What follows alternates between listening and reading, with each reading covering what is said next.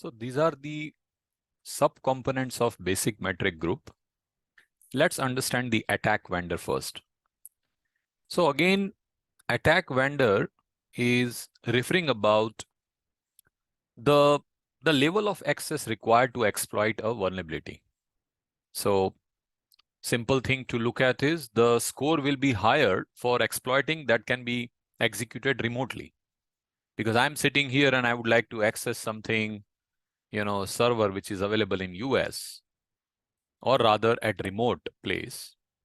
I have the facility available and I can actually go ahead and have the access.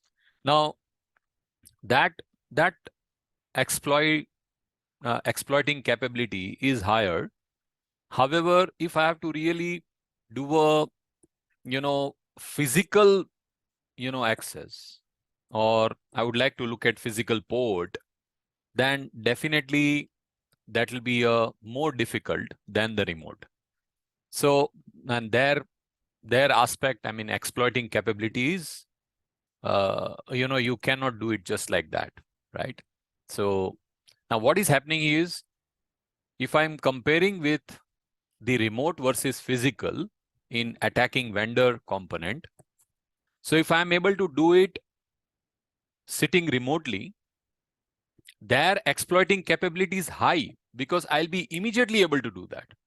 However, in physical, exploiting capability is less. It will be difficult. I hope this is clear. So let's look at, there are some metrics score. So network is remotely exploitable, we know. However, adjacency. Now, let's say I'm just beside some network firewall, and I have access to the just the hardware or infrastructure which is connected to a firewall, then again that's become adjacency. So again, that is little more difficult. Local, we have to definitely go into the firewall, then remotely access. And physical is definitely, we have to have a physical interaction. So what they are trying to say is that attacking vendor exploiting capabilities is very higher in network, than adjacency is lesser, than local is lesser, and then physical is very lesser. Let's understand another component is attack complexity. Again, attack complexity is also on the factor outside attacker's control, which require to exploit the vulnerability. So in this case, require a user interaction, maybe specific configuration of the target system. So in this is only two. One is the no specific preconditions required to exploit.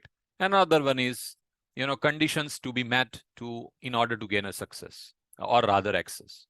And then that become a successful. So here you take the example of, let's understand the secret key, or some key, assuming some key.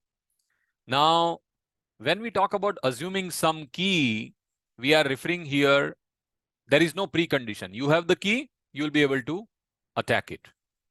I mean, you will be able to gain the access.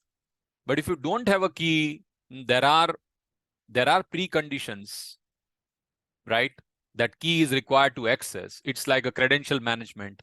Username and password is required. So here, when any conditions is not required, that exploiting capability we are talking about is, you look at that is lower. But if you have a, conditions to be met, and that is higher. So you have the key and you will be able to access it. Coming back to privileges required. So this score varies from a privilege is required to, conduct an exploit, like think about administrative privileges, right? Of course, when we talk about administrative privileges, that's exploiting capabilities higher, because you have the admin access, you can gain the access to anything. However, we talk about basic access, like user level of access. You can do certain activities. That is basic, which is lower.